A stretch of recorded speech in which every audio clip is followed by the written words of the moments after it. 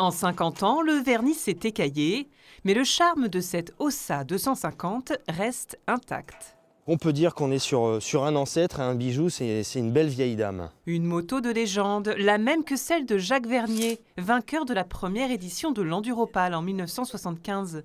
Une relique dénichée par ce mécanicien passionné de vintage. Si on prend sur une moto moderne, aujourd'hui vous avez les radiateurs, vous avez une gestion électronique, de l'injection. Là on est vraiment sur les prémices, vraiment les prémices des prémices de la motocross. L'une des motos qui ont toutes goûté au sable du Touquet, réunies pour une exposition éphémère, à quelques heures de l'ouverture. Je crois que si j'avance la roue avant là, on va être coincé à un moment donné avec les longueurs des motos. Installation des derniers modèles, la plupart prêtés par des pilotes ou des collectionneurs. C'est bon là? Impeccable. On a récupéré des motos la semaine dernière, tout à l'heure, encore après-midi. La moto de Thierry Bétis va arriver cet après-midi. Donc voilà, c'est vraiment la dernière installation. C'est un beau petit salon pour une première, c'est pas mal. Affiches, casques, trophées, l'histoire de l'enduro, de ses premiers pas à aujourd'hui, une compétition qui en un demi-siècle d'existence a beaucoup évolué.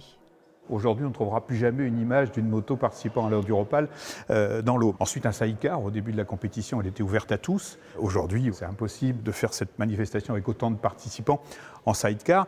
Un voyage dans le temps, en 2015 par exemple, avec le maillot que portait Adrien Van Beveren lors de sa victoire.